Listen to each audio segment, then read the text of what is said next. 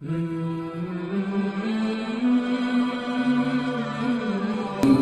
اللہ الرحمن الرحیم۔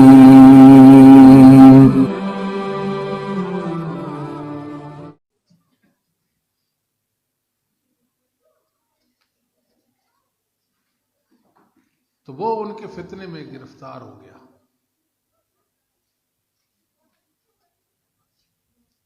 اور وہ کہنے لگا قرآن اگر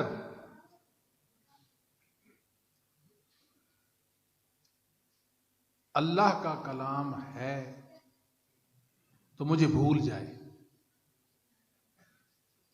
یا قرآن اگر مخلوق نہیں تو مجھے بھول جائے۔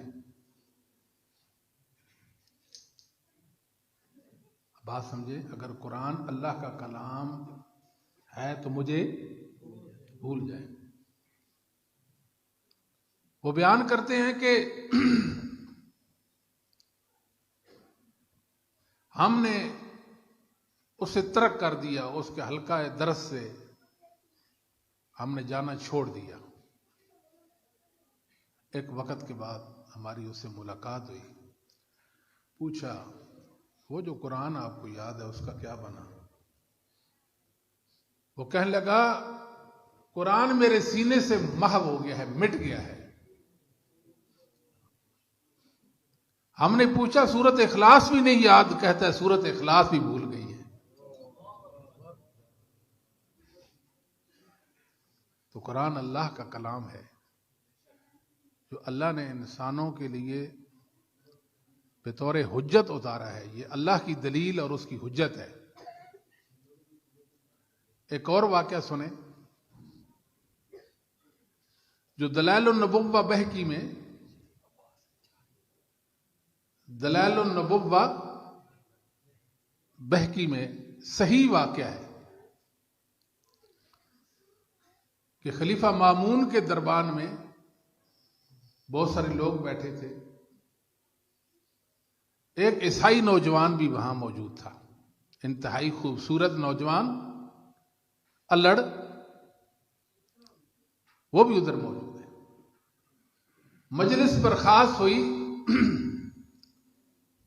تو خلیفہ کہنے لگے مسلمان ہو جاؤ۔ دل میں خواہش آئی اتنا خوبصورت چہرہ جہنم میں جلے، اللہ رب العالمین اس کو جنت کا وارث بنا دے۔ دعوت دی آپ مسلمان ہو جائیں۔ اس نے کہا سوچتا ہوں، کر گیا۔ اس نے انجیل کے چند نسخے لکھے جو عیسائیوں کی، نصارہ کی کتاب ہے، عیسیٰ علیہ السلام پر نازل ہوئی۔ چند نسخے لکھے، کیا کیا اس میں تغیر اور تبدل لایا، گڑبڑ کی، تحریف کی، کچھ آیات نکال دی اور کچھ آگے پیچھے کر دی، زیادتی بھی کی، کمی بھی کی، اور نسخے لے کر مارکیٹ میں آیا، عیسائیوں یہ تمہاری مذہب کی کتاب ہے، مجھ سے خریدو۔ عیسائیوں نے وہ ہاتھوں ہاتھ کتاب خرید لی۔ واپس گھر آیا، تورات لکھی اور چند نسخے تورات کے لکھے، جو موسیٰ علیہ السلام پر نازل ہونے والی کتاب۔ اس پر علماء نے اجماع نقل کیا کہ موسیٰ علیہ السلام پر نازل ہونے والی کتاب کا نام تورات۔ اس میں بھی گڑبڑ کر دی، کچھ آیات نکالی اور کچھ باتیں داخل کر دی، نقص اور کمی تو لائی زیادتی بھی کر دی،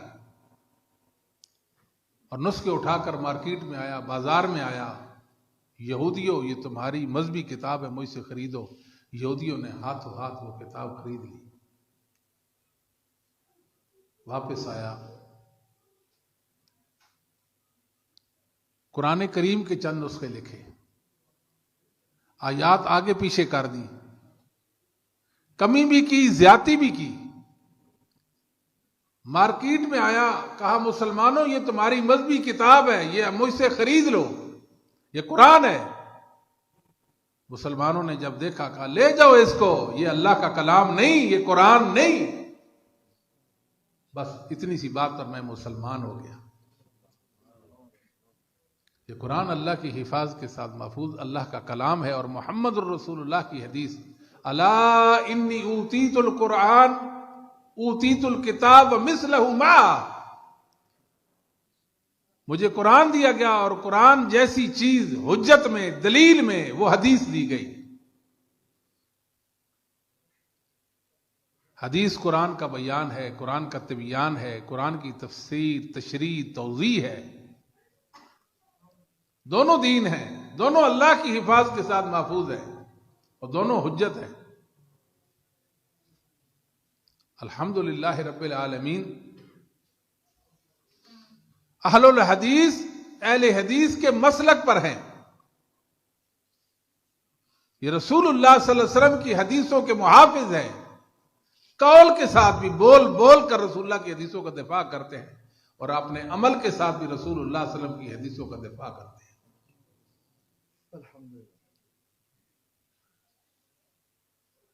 ایک واقعہ جو مناقب الشافعی میں اور آداب الشافعی، یہ دو کتابیں ہیں، ایک امام ابن ابی حاتم نے لکھی، امام شافعی کی سوانح عمری لکھی۔ آپ اندازہ لگائیں کہ امام شافعی کتنا بلند پایا امام، اہل سنت کا امام، جس کی عظمت اور جس کے فضیلت و منقبت میں ابن ابی حاتم جیسا امام کتاب لکھتا ہے۔ ایک واقعہ ہے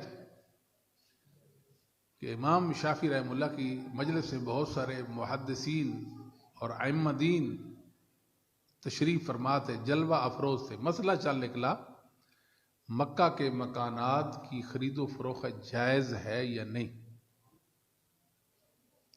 امام شافعی رحمہ اللہ تعالی نے رسول اللہ صلی اللہ علیہ وسلم کی وہ حدیث پیش کی کہ کیا عقیل نے ہمارے لیے کوئی مکان چھوڑا ہے یا نہیں، یا سارے کے سارے بیچ دیے ہیں۔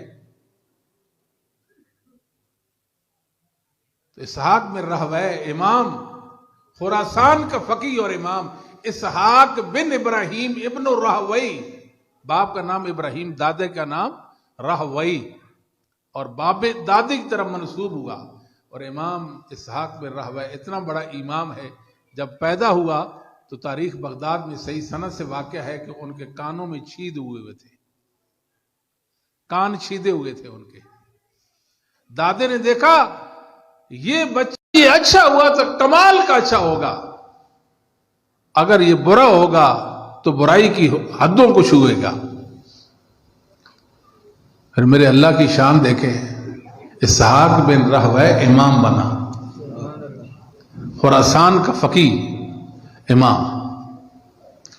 وہ فرمانے لگے کہ طاؤس بن کیسان، عطا بن ابی ربا، ابراہیم بن یزید نخعی یہ کہتے ہیں کہ مکہ کے مکانات کی خرید و فروخت جائز نہیں ہے۔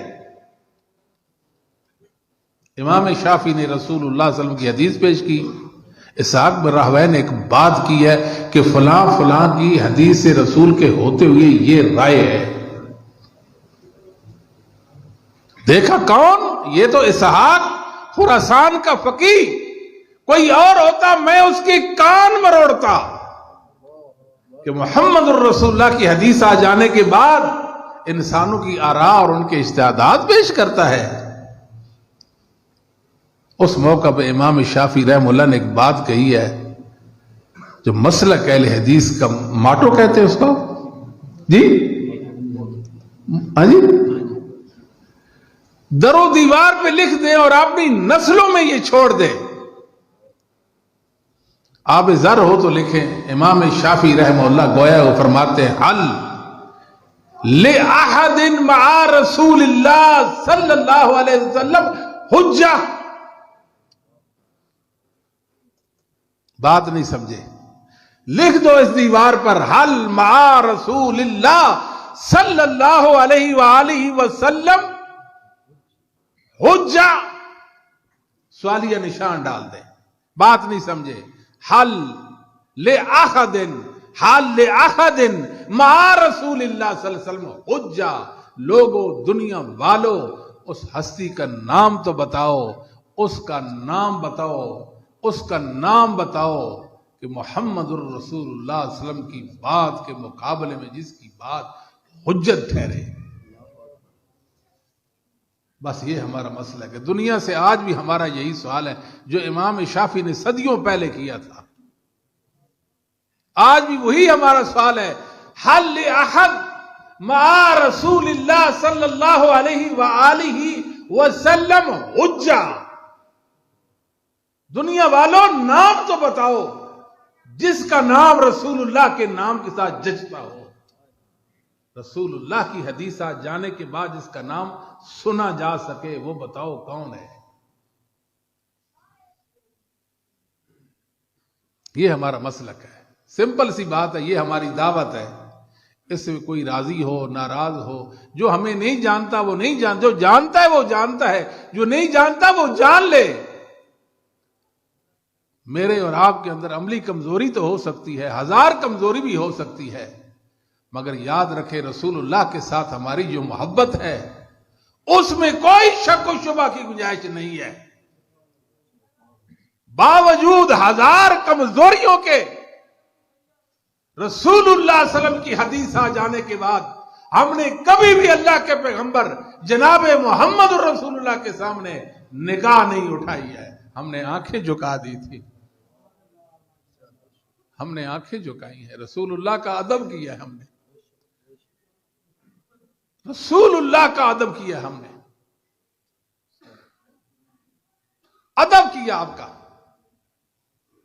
سنیے ایک واقعہ، محدث احمد بن عبد الرحمن بن حی بن وہب بیان کرتے ہیں کہ میرے چچا امام مالک رحمت اللہ علیہ کے پاس سے، اور امام مالک آپ جانتے ہیں امام مالک کتنا بڑا امام ہے، فقیہ الحرمین، مجتہد مطلق، اہل سنت کا زبردست امام مالک ابن انس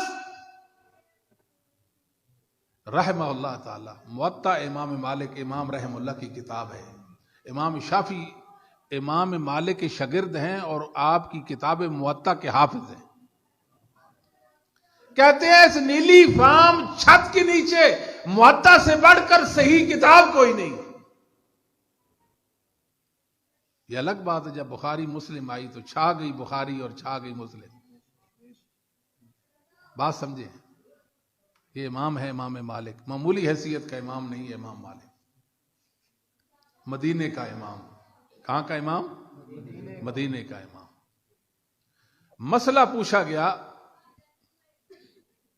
وضو کرتے وقت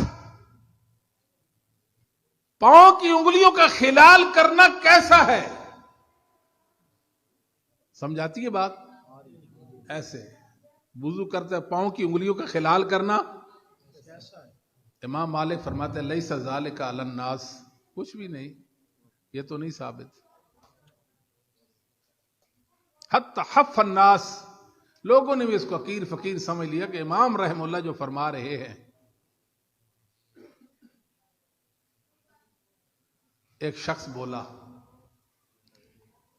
عندنا فی ذالک السنہ،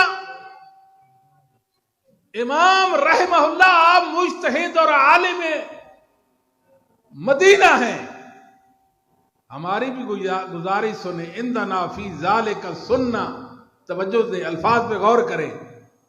امام مالک سے ایک انسان ہم کلام ہوتا ہے، گفتگو کرتا ہے، کیا عندنا فی ذالک سنت، ہمارے پاس اس مسئلہ میں ایک سنت ہے۔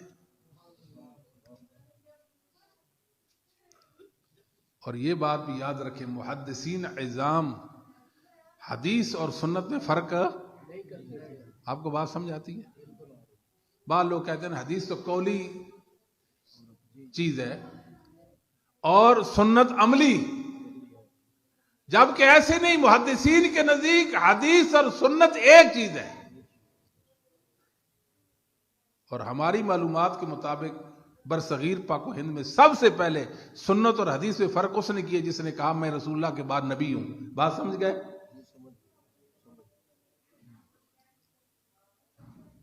راوی کہتا ہے عندنا فی ذالک السنہ، ہمارے پاس ایک سنت ہے. امام مالک فرماتے ہیں وما ہیا، پیش کیجئے کیا ہے وہ. قال حدثنا ليث بن سعد وابن لحية وابن بن الحارث عن يزيد بن عمرو المعافري عن ابي عبد الرحمن الحبلي عن المستورد الشداد القرشي قال رأيت رسول الله صلى الله عليه وسلم يدلك يدلك بخنصره ما بين اصابع رجليه. یہ سند ہے، مجھے فلاں نے بیان کیا. مستورد بن شداد القرشی صحابی کہتے ہیں رأیت رسول اللہ صلی اللہ علیہ وآلہ وسلم یدلک بخنصرہ ما بین اصابع رجلہ، میں نے اپنی آنکھوں سے محمد رسول اللہ کا وضو دیکھا تھا. آپ وضو فرما رہے تھے اور چھنگلی انگلی سے پاؤں کی انگلیوں میں خلال کر رہے تھے. امام مالک فرماتے ہیں ان ھذا الحدیث حسن ان کیا فرماتے ہیں؟ ان ھذا الحدیث، بولے ان ھذا الحدیث، وہ یہ تو حسن درجے کی حدیث ہے. یہ حسن کی اصطلاح بھی قدیم ہے. امام مالک 179 میں بہت ہوتے ہیں. عندنا فی ذلک سنہ، ہمارے پاس سننا ہے. ہمارے پاس کیا ہے؟ سنت ہے. جواب میں امام مالک فرماتا ہے ان ھذا الحدیث، سمجھ نہیں آئی؟ عندنا فی ذالک سنہ، ہمارے پاس سنت ہے. امام مالک فرماتا ہے ان ھذا الحدیث حسن وما سمعت بھی قط الا الساعة. میں نے اس سے پہلے تو یہ حدیث سنی نہیں تھی. یہ حدیث سنی نہیں تھی. راوی کہتا ہے امام رحم اللہ حکم دیتے تھے کہ وضو کرتے ہوئے پاؤں کی انگلیوں کا خلال کرو. یہ ہیں ہمارے آباء و اجداد، یہ ہمارے رہبر و رہنما ہیں. ہم ان کے خوشچین ہیں. ہم نے دین ان سے لیا ہے. ہم نے رسول اللہ کی محبت کا معیار ان سے سیکھا ہے. کوئی آئے امام مالک پہ انگلی تو اٹھائے نا. جس کی عظمت کا یہ کہنا ہے، جس کی عظمت کا یہ حال ہے کہ مدینے کا امام مجتہد مطلق ہے، وضو کا چھوٹا سا مسئلہ اس کا علم نہیں تھا، رسول اللہ کی حدیث سے گردن جھکا دی. واہ مالک واہ، میں تیری عظمت کو سلام کیوں نہ کروں، تو اسے تیرا رب راضی ہو جائے. جہاں آپ لیٹے ہیں وہاں اللہ اپنی رحمت کی برکھا برسائے اور اس مقام کو اللہ جنت کی راتوں میں ایک ایسا راتوں والا سلسلہ کر دے. دنیا دیکھ رہی ہے، ورطہ حیرت میں ہے. مدینے کا امام رسول اللہ کی حدیث کے سامنے سر جھکائے بیٹھا ہے. یہ اہل حدیثوں کی خصلت اور خو اور ان کا مذہب ہے. لوگ ہمیں نہیں جانتے. اصل مسئلہ یہ ہے، نہیں جانتے. ہماری عقیدت حدیث رسول کے بارے میں نہیں جانتے. میرے بھائیوں، ایک اور واقعہ میں عرض کی دیتا ہوں. مسئلہ یہ ہے کہ رسول اللہ صلی اللہ علیہ وسلم 3 رکعت وتر 2 سلام سے پڑھتے تھے. کتنے سلام سے؟ 2 رکعتوں بعد سلام پھیر کر 1 رکعت پڑھ لیتے. کتنی ہو گئی؟ یہ رسول اللہ صلی اللہ علیہ وسلم کے وتر کا طریقہ، رسول اللہ صلی اللہ علیہ وسلم کے وتر کا طریقہ ہے. درمیان میں آپ گفتگو آپ کر سکتے ہیں، بات چیت کر سکتے ہیں، لیٹ سکتے ہیں، اٹھ سکتے ہیں، کوئی مسئلہ نہیں. یہ حدیث احمد سے ثابت ہے، مسند احمد سے ثابت ہے. علامہ انور شاہ کاشمیری دارالعلوم دیوبند کے شیخ الحدیث، بڑا نام، چلتی پھرتی لائبریری اور مکتب، اپنے ہم مسلک لوگوں میں وہ کہتے ہیں کہ میں نے مستدرک میں حدیث پڑھی کہ رسول اللہ صلی اللہ علیہ وآلہ وسلم 3 رکعت وتر 2 سلام سے پڑھتے تھے. اور سند بھی کبھی ہے، سند بھی اور سند بھی کبھی ہے. میں حیران ہو گیا. رسول اللہ کی حدیث، ہم تو 3 رکعت اکٹھے پڑھتے ہیں اور 2 سلام سے 3 رکعتیں پڑھنا جائز اور درست نہیں سمجھتے. حدیث آ گئی، سند بھی کبھی. بالیقین یہ رسول اللہ صلی اللہ علیہ وسلم کا فرمان گرامی ہے. لیکن ہمارے مذہب میں ایسا نہیں، ہمارا مذہب ایسا نہیں. لقد مکثت نحو 14 سنة اتفکر فی ثم صنع لی جواب یشفی و یکفی.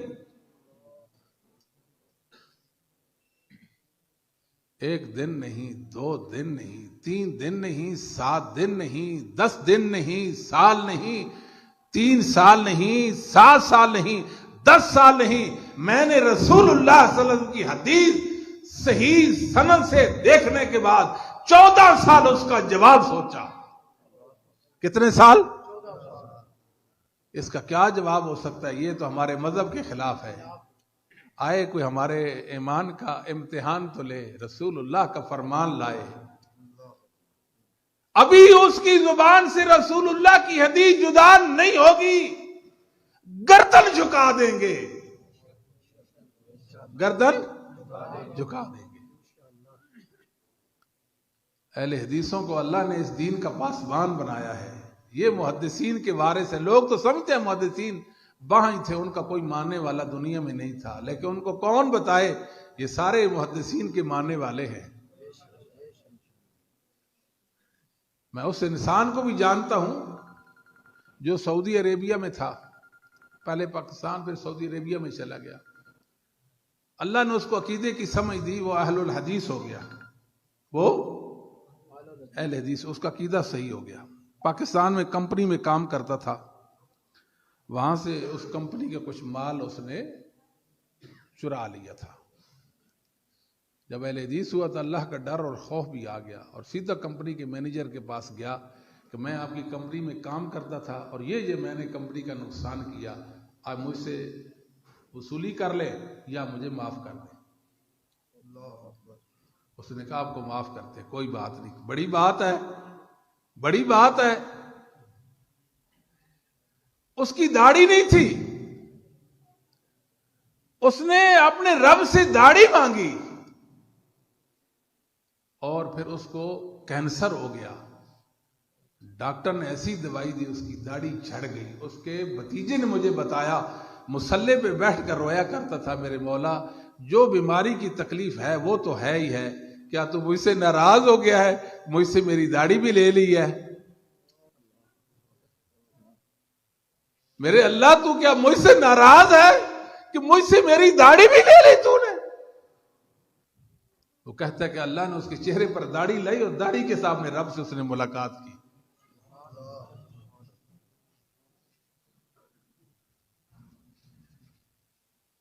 الحمدللہ رب العالمین. ہم نے رسول اللہ صلی اللہ علیہ وسلم پر اپنے آپ کو بند کر دیا ہے، بند کر دیا. دنیا نے مذاہب نکالے، فرقے گھڑے، بڑی بڑی باتیں کی، بڑی بڑی باتیں کی، بڑی بڑی باتیں کی، لیکن ہم نے رسول اللہ صلی اللہ علیہ وآلہ وسلم تک اپنے آپ کو بند کر لیا ہے.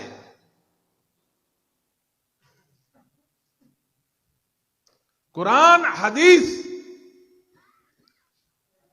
و حدیث ہمارا دین، اللہ کی وحی ہماری دلیل. لیکن قرآن و حدیث کے ساتھ ساتھ ہم نے صحابہ کو بھی دیکھا.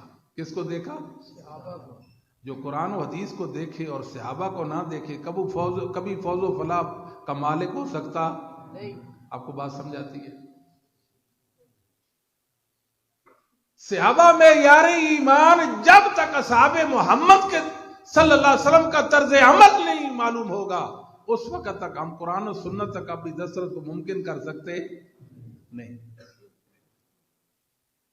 صحابہ قرآن و حدیث کا عملی نمونہ اور تعبیر تھے، اور ہمارے نزدیک دین کو ایسے اپنانا ہے جیسے اصحاب رسول صلی اللہ علیہ وسلم نے دین کو اپنایا ہے.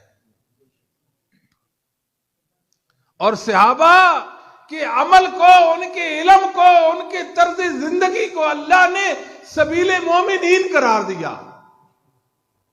وَمَن يُشَاقِقِ الرَّسُولَ مِن بَعْدِ مَا تَبَيَّنَ لَهُ الْهُدَىٰ وَيَتَّبِعْ غَيْرَ سَبِيلِ الْمُؤْمِنِينَ وَيَتَّبِعْ غَيْرَ سَبِيلِ الْمُؤْمِنِينَ. مومنوں کے راستے کے علاوہ کسی اور راستے پہ چل نکلا، سبیل مومنین کے علاوہ کسی اور راستے پہ چل نکلا. پتہ چل گیا یہ رسول اللہ صلی اللہ علیہ وسلم کا مخالف ہو گیا. سبیل مومنین بتاتا ہے کہ رسول اللہ کے موافق ہے یا مخالف ہے. سمجھ آتی ہے کہ نہیں؟ سبیل مومنین بتاتا ہے. جب تک اصحاب محمد صلی اللہ علیہ وسلم کے علم پر، ان کے عمل پر بھروسہ نہیں کریں گے، دین کو کبھی بھی نہیں اپنا سکتے. یہ ہمارا ایمان ہے. اور جتنے بھی اہل حدیث کے امتیازی مسائل ہیں جن کو آپ لوگ فروعی مسائل کہتے ہیں، یہ نماز روزہ سے متعلق، حج زکوٰۃ سے متعلق ایک مسئلہ بھی ہمارا ایسا نہیں ہے جو رسول اللہ صلی اللہ علیہ وسلم کے صحابہ سے ثابت، رسول اللہ علیہ وسلم کے صحابہ سے ثابت. صحابہ کے بارے میں ہماری خوش فہمیاں، ہماری عقیدت اور محبت ایسے نہیں ہے کہ صحابہ کی سیرت کو ہم مشکوک جانیں، صحابہ سے ہم بے نیاز ہو جائیں اور کہیں ہم قرآن و سنت کو ماننے والے ہیں. ایسا نہیں ہے. جو دین رسول اللہ صلی اللہ علیہ وسلم کے صحابہ نے سمجھا، تابعین نے سمجھا، بعد والوں نے ایسا نہیں سمجھا. الفقی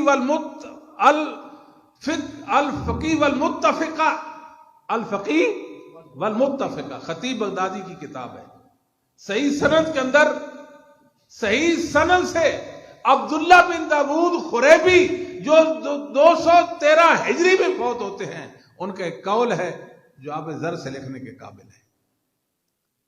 انہوں نے کہا اللہ کی قسم، اللہ کی قسم، اگر صحابہ اور تابعین وضو کے وقت صرف پاؤں کے ناخن دھوئیں تو میں پاؤں کے صرف ناخن دھوؤں گا، ناخن سے زائد ایک قطرہ بھی پانی کا نہیں جانے دوں گا.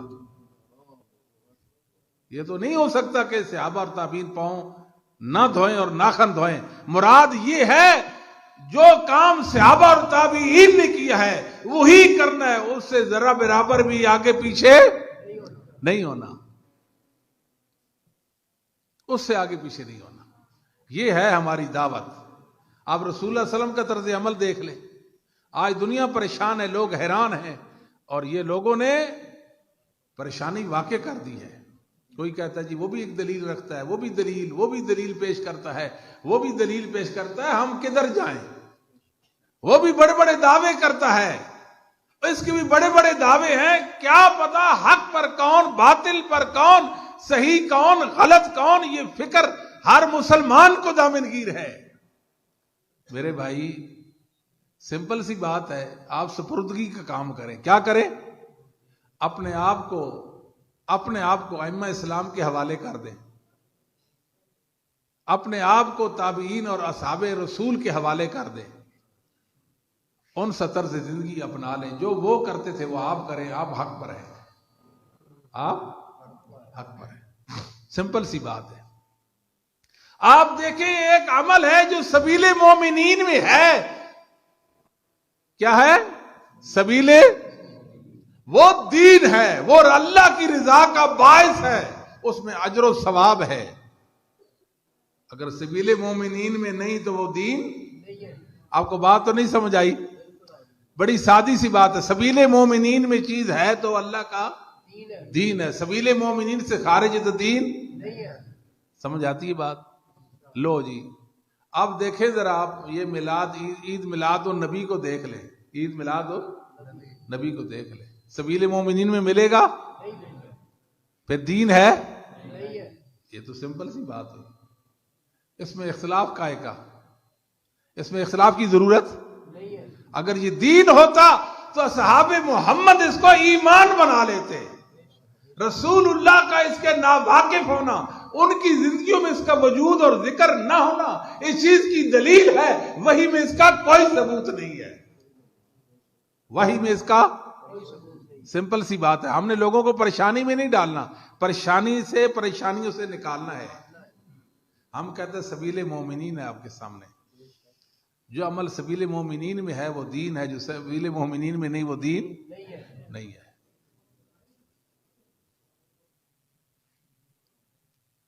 ابن کثیر رحمہ اللہ تعالی اہل سنت کا امام، چوٹی کا امام ہے، مؤرخ اسلام، حافظ قرآن، مفسر قرآن. کیا شان والا امام ہے ابن کثیر رحمہ اللہ تعالی. ابن رحمہ اللہ لکھتے اما اہل السنہ والجماعہ فیقولون فی کل فعل وقول لم یثبت عن الصحابہ ہوا بدعہ لأنه لو كان خيرا لسبقونا إليه لأنهم لم يتركوا خصلة من خصال الخير إلا وقد بادروا إليها. اہل السنہ والجماعت کسے کہتے ہیں؟ سنی کسے کہتے ہیں؟ سنی جو ماتھے پہ کوئی سٹیکر چسپاں کر لے وہ، گلے میں کوئی چیز ڈال لے، تختی ڈالے، اویزہ لکھے میں سنی ہوں، وہ اپنی مسجد کے باہر لکھے اہل السنہ والجماعت، وہ نہیں. سنی وہ ہے اما اہل السنہ والجماعہ فیقولون فی کل فعل وقول لم یثبت عن الصحابہ ہوا بدعہ. سنی وہ ہے جو اصحاب محمد کے دین اور ان کے عمل پر قائم ہے. جو بات جو کام صحابہ سے ثابت نہیں اس کو دین نہیں سمجھتا. وہ کون ہوتا ہے؟ اور سنی کی تعریف کیا ہے؟ جو رسول اللہ کے صحابہ پر اپنے آپ کو بند کر لے اور صحابہ کے علم کو اپنی دلیل بنا لے، صحابہ کے عمل کو اپنا عمل بنا لے. جو کام صحابہ نے نہیں کیا، جو بات صحابہ نے نہیں کہی اس کو بدعت کہے، وہ کون ہوتا ہے؟ کہتے ہیں آج کتنے لوگ عمل کرتے ہیں جو اصحاب رسول سے ثابت نہیں، تو دین کیسا؟ اگر وہ دین ہوتا، نیکی کا کام ہوتا، صحابہ محمد اس کی طرف لپک پڑتے. کیا کرتے؟ کیا خیال ہے کہ وہ رسول اللہ کی اداؤں میں رب کی رضا کے متلاشی نہیں تھے؟ کیا سمجھتے ہیں اصحاب محمد صلی اللہ علیہ وسلم صحابہ رسول اللہ کی اداؤں میں رب کی رضا کے متلاشی نہیں تھے؟ یقیناً تھے. اگر وہ دین ہوتا تو صحابہ اس کو اپناتے. علامہ شاطبی رحمہ اللہ تعالی توجہ فرمائیں، یہ 790 میں فوت ہوتے ہیں. الاعتصام کتاب لکھی ہے، لکھتے ہیں لا تجد مبتدعا ممن ينسب الى الملہ الا وهو يستشهد على بدعته بدلیل شرعی فَيُنزِلُهُ عَلَى مَا وَافَقَ عَقْلَهُ وَشَهْوَتَهُ. دنیا میں ایک بدعتی بھی ایسا نہیں. کتنے بدعتی؟ جس کی آپ سے ملاقات ہو، آپ اس سے ملیں، وہ آپ سے ملے، کسی بھی فرقہ سے اسے تعلق، کسی بھی گروہ سے اس کا تعلق ہو، مگر اپنی بدعت پر، اپنی گمراہی پر، اپنی ضلالت اور جہالت پر وہ قرآن اور حدیث سے دلیل ضرور پیش کرے گا. سمجھ آتی کہ نہیں آتی؟ اپنی ضلالت پر کیا کرے گا؟ قرآن و حدیث بدلیل شرعی یستشہد علی بدعتہ بدلیل شرعی. اپنی بدعت پر قرآن پڑھے گا، یہ قرآن کی آیت ہے، یہ رسول اللہ کی حدیث ہے. پھر کیا کرے گا؟ اس آیت کریمہ کو، اس حدیث کو اپنے عقل اور نفسانی خواہش کے مطابق ڈھالے گا. اپنے آپ کو دلیل کا تابع نہیں، دلیل کو اپنے تابع کرے گا، اور وہ بات اس دلیل سے ثابت کرنے کی کوشش کرے گا، وہ استدلال لے گا جو اس سے پہلے امت میں کسی نے نہیں لیا. توجہ، احمد ابن حنبل رحمہ اللہ فرمایا کرتے ایاک ان تتکلم فی مسئلۃ لیس لک فیہا امام. جس مسئلہ میں آپ کا امام کوئی نہیں، اس میں بات نہ کر، اس میں بات پہلوں میں کوئی صحابہ میں کوئی بتانا، تابعین، تبع تابعین، ائمہ دین، ائمہ اسلام میں سے کوئی بتا، یہ کام کرتا ہو، یہ بات کہتا ہو.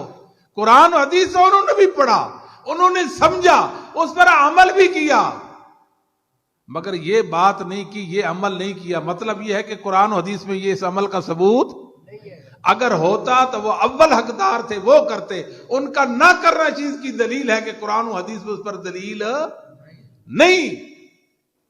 بات سمجھ آتی ہے کہ نہیں آتی؟ ہر گمراہ شخص حتیٰ کہ عقیدہ تناسخ، یہ ہندو ایک گروہ ہے، گروہ ہندوؤں کا ایک فرقہ ہے، وہ عقیدہ تناسخ کے قائل ہے. وہ کہتے ہیں کہ انسان مرتا ہے، اس کی روح نکلتی ہے کسی اور چیز میں، کتے میں، بلے میں، خنزیر میں داخل ہو جاتی ہے. یہ عقیدہ تناسخ ہے. فی ای صورت ما شاء رکبت، دلیل پیش کی قرآن سے. کیا کی؟ قرآن سے دلیل پیش کی. جون سی صورت میں اللہ نے چاہا، جس صورت میں چاہا اللہ نے اس کو صورت دے دی اور اس صورت کے ساتھ اس کو جوڑ دیا. رکبک. کیا عقیدہ تناسب یہ دلیل ہے؟ بولیں تو صحیح نہیں. جب ائمہ دین کہتے ہیں کہ بال اتفاق یہ کفر ہے، عقیدہ تناسخ بالاجماع، تو قرآن سے ثابت کیسے ہو گیا؟ یہودی کہتے ہیں ہم تمام امتوں پر فضیلت رکھتے ہیں، وَأَنِّي فَضَّلْتُكُمْ عَلَى الْعَالَمِينَ. مسلمانوں تم اللہ کا کلام قرآن نہیں پڑھتے ہو، اپنی مذہب کی کتاب، کہ ہم تمام امتوں پر فضیلت رکھتے ہیں. کیا یہ بات صحیح ہے؟ وَأَنِّي فَضَّلْتُكُمْ عَلَى الْعَالَمِينَ تو قرآن میں ہے نا، قرآن میں یہ بات تو ٹھیک ہے نا. اس کا یہ معنی بنتا ہے یہودی بھی دلیل کیا رکھتا ہے؟ قرآن سے. پھر حق پہ ہو گیا وہ؟ نہیں ہوا. عیسائی کہتا ہے عیسیٰ اللہ کی الوہیت میں شریک، وَكَلِمَتُهُ أَلْقَاهَا إِلَىٰ مَرْيَمَ وَرُوحٌ مِّنْهُ. عیسیٰ اللہ کا کلمہ جو اللہ نے مریم میں القاء کیا اور وہ اللہ کے روح سے ہے، اللہ کے روح سے ہے. کیا ان کا یہ اس آیت سے استدلال صحیح ہے؟ حلولی کہتے ہیں، جو کہتے ہیں نا ہر چیز میں اللہ ہے، ہر چیز اللہ ہے، ہر چیز میں اللہ کا مشاہدہ. وَنَفَخْتُ فِيهِ مِن رُوحِي. اللہ کہتے ہیں میں نے آدم میں اپنی روح پھونک دی. جب اللہ کی روح آدم میں ہے تو آدم کے اندر اللہ ہے، تو کیا ان کا یہ عقیدہ صحیح؟ الرحمن علی العرش استوى. اللہ اپنی مخلوق میں حلول سے پاک. اللہ اپنی مخلوق میں حلول سے اللہ اپنی مخلوق میں حلول سے کہہ دینا اللہ اپنی مخلوق میں حلول سے پاک ہے. اللہ تو اپنے عرش پہ ہے. اللہ اپنے یہ زمین ہے، یہ خلا ہے، آسمان ہے، پھر خلا ہے، ساتوں آسمان، اوپر سمندر ہے، پانی ہے، اور پانی کے اوپر اللہ کی کرسی ہے، اللہ کا عرش، اور عرش پر اللہ کی کرسی ہے. اللہ اپنے عرش پر ہے، اللہ اپنے عرش پر ہے. اور یہ کیا کہتے ہیں؟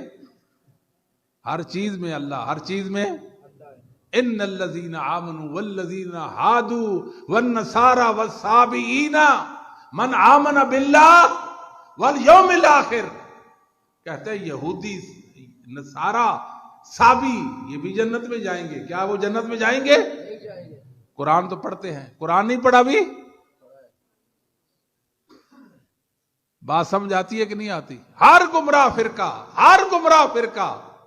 ہر ذلیل فرقہ، ہر جاہل اور پاپی گروہ جو صحابہ سے کٹ چکا، دین سے منحرف، جو ملحد اور بے دین ہے، دلیل قرآن یا حدیث سے دے گا. دلیل قرآن یا حدیث سے دے گا.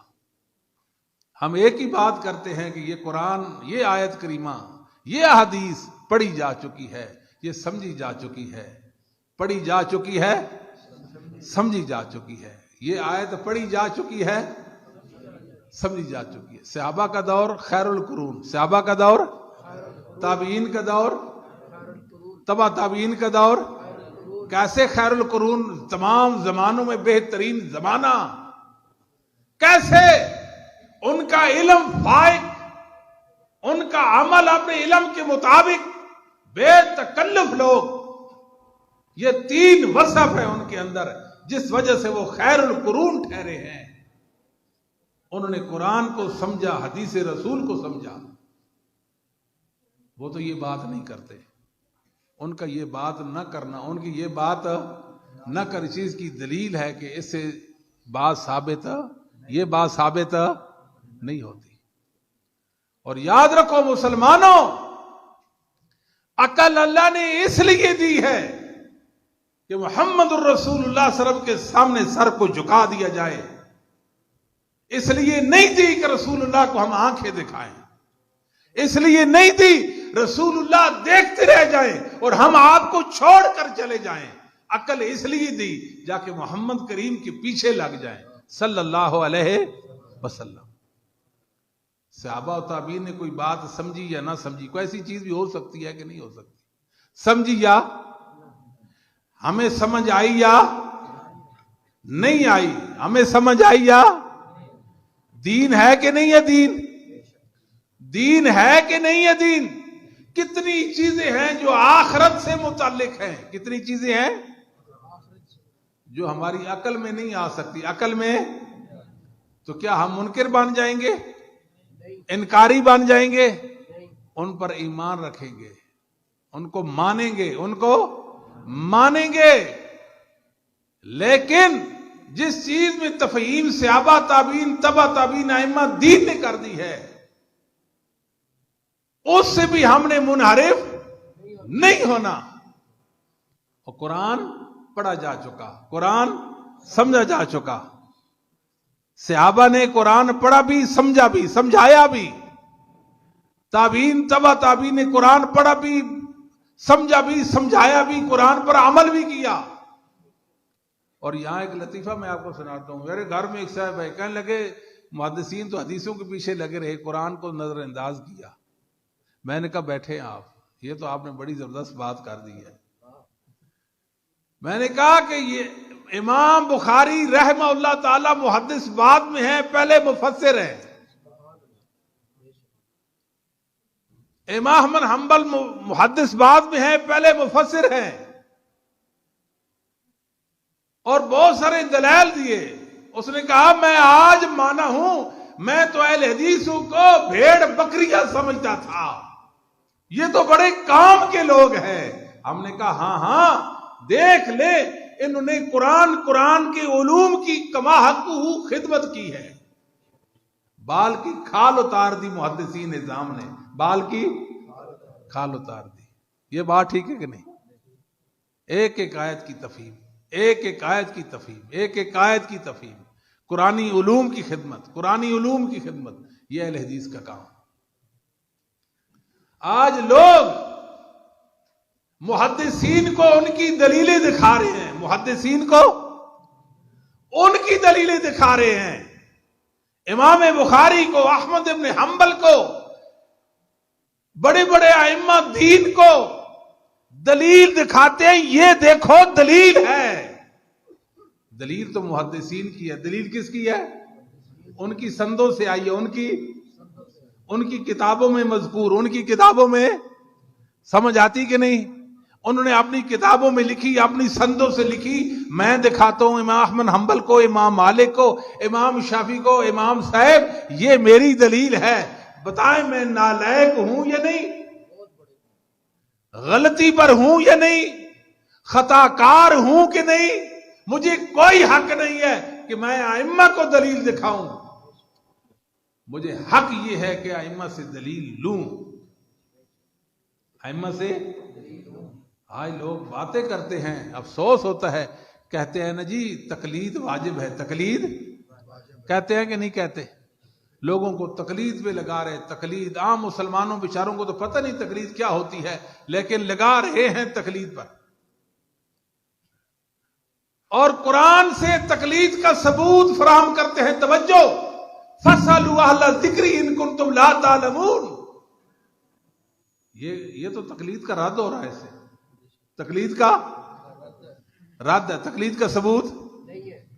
اور مزے والی بات یہ ہے کہ پہلی صدی ہجری میں, بولے پہلی صدی دوسری میں, اور دوسری صدی ہجری میں, تیسری میں, چوتھی میں, پانچویں میں, چھٹی میں, ساتویں میں, 800 سال تک اس آیت سے کسی مسلمان, کسی فرد بشر نے تقلید کا ثبوت پیش نہیں کیا.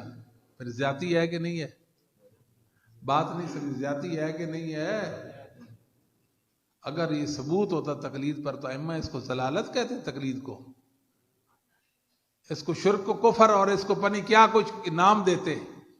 میرے بھائیوں, تقلید دین نہیں, تقلید اللہ کی وحی کی مخالفت کا نام ہے.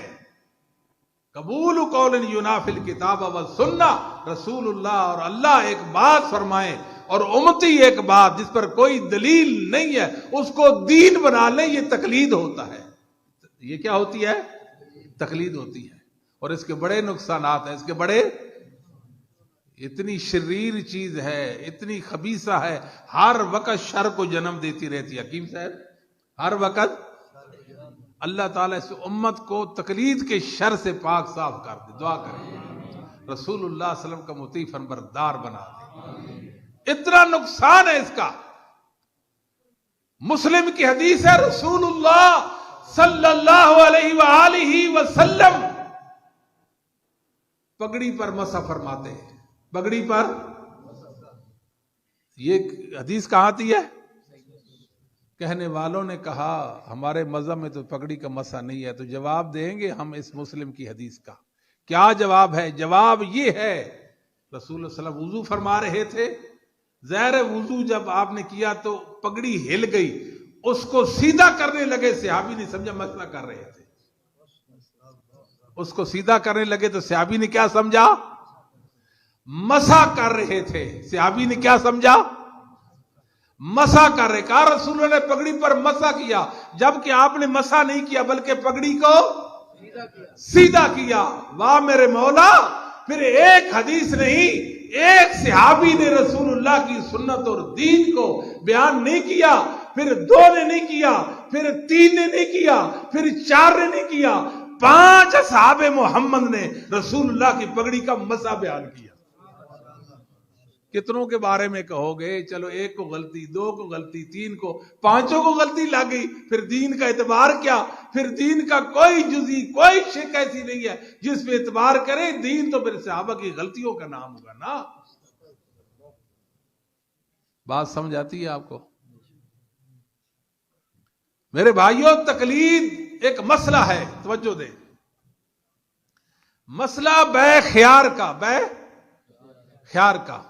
ایک آدمی کسی سے سودا کرتا ہے، چیز بیچتا ہے، یہ گلاس اس کا بھائی میں نے آپ سے سودا کر لیا، آپ نے 10 روپے کا خرید لیا، میں نے بیچ دیا۔ جب تک اس مجلس میں ہم بیٹھے ہیں، توجہ دیں، مجلس میں بیٹھے ہیں، سودا واپس کرنے کا اختیار شریعت کہتی ہے، واپس اگر کوئی کرتا ہے تو مجھے حق ہے کہ میں واپس لوں۔ سمجھ آتی ہے بات کی نہیں؟ کوئی انکار کی گنجائش نہیں، کوئی انکار کی گنجائش نہیں ہے۔ مجلس پر خاص ہو گئی، آپ ادھر چلے گئے، میں ادھر چلا گیا، واپس آئے، سودا واپس کرو، میری مرضی پر ہے، کروں یا نہ کروں، شریعت مجھ میں مجبور۔ اس کو بے خیار کہتے ہیں، بے خیار کہتے ہیں۔ لکھنے والے نے لکھا، ان الحق والانصاف، الحق والانصاف ان الترجیح للشافعی فی هذه المسألہ ونحن مقلدون یجب علینا تقلید امامنا ابی حنیفہ۔ امام شافعی کا مسلک یہ ہے کہ جب تک مجلس برخاست نہیں ہوئی، چیز واپس کرنی، یہی حق اور انصاف کی بات ہے، حدیث کے موافق ہے۔ لیکن ہم کیا کریں؟ ہم مقلد ہیں، ہم پر ہمارے امام کی تقلید کیا ہے؟ واجب ہے۔ یہ کیا کوئی اہل حدیث بات کر سکتا ہے؟ کتنا ہی کمزور گیا گزرا اہل حدیث، رسول اللہ کی حدیث آ جانے کے بعد سوچنا بھی اس کو گناہ سمجھتا ہے، کہنا تو بڑی دور کی بات ہے، یہ بات ٹھیک ہے، یہ غلط ہے۔ سوچ بھی نہیں سکتا کہ میں رسول اللہ کی حدیث سننے کے بعد یہ بات کہوں، میں فلاں فلاں کا پیروکار ہوں، فلاں فلاں یہ اور یہ کہتا ہے۔ بس دنیا کو بتانا ہم یہی چاہتے ہیں، اس بات کو آپ سمجھیں۔ سنن کبریٰ بہقی کے اندر، سنن کبریٰ بہقی کے اندر قول ہے، لیس ھذا بشیء۔ ایک امام صاحب، ان کو کہا گیا، توجہ دیں، یہ تو کچھ بھی نہیں، ان کان فی سفینہ، اگر یہ دونوں سودا کرنے والے کشتی میں ہوں، وہ کہاں جائیں گے؟ کشتی میں تو دونوں سوار ہیں، کیا وہ سمندر میں چھلانگ لگائے گا؟ समंदर में छलांग लगाएगा। इमाम अली बिन मदीनी रहमतुल्लाह फरमाते इन अल्लाह साइलुहु अम्मा काल, लिख दे इस दीवार पे, इन अल्लाह साइलुहु अम्मा काल, इसने जो बात कही है अल्लाह इससे पूछेगा, अल्लाह इससे पूछेगा, इसने जो बात कही अल्लाह इससे पूछेगा।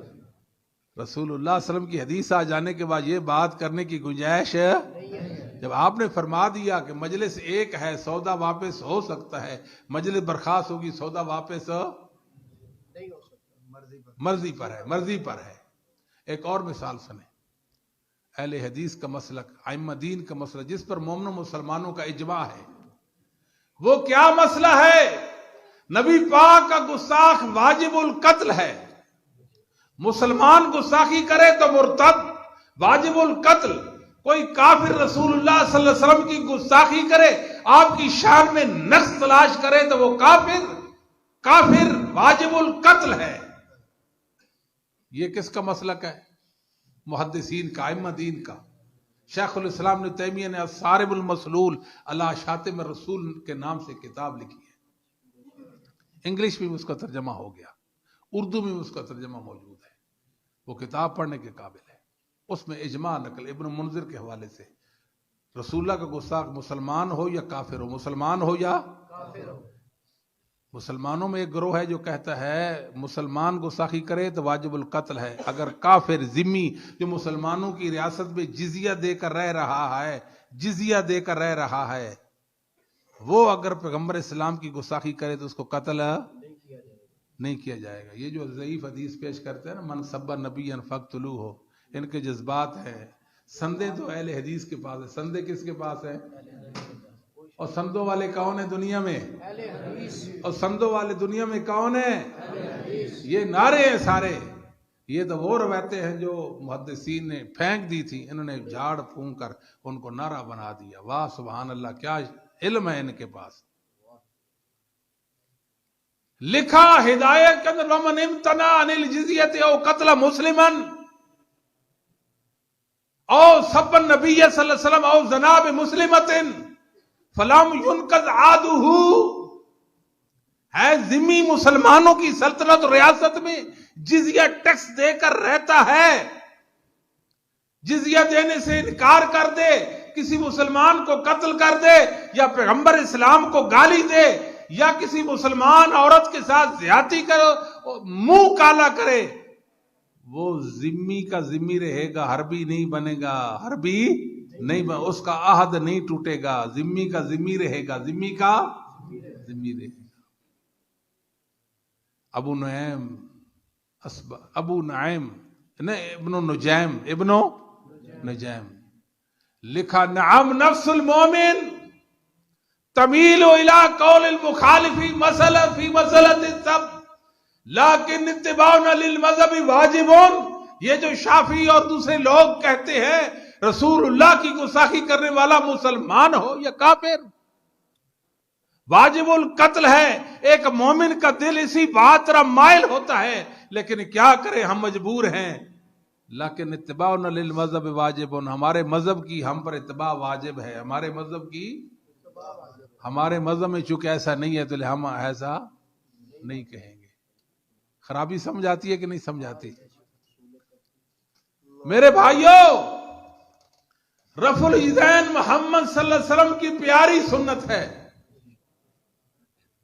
सईद बिन जुबैर रहमतुल्लाह फरमाते हैं रफुल यदैन से नमाज मुज़य्यन होती है। क्या होती है? मुज़य्यन।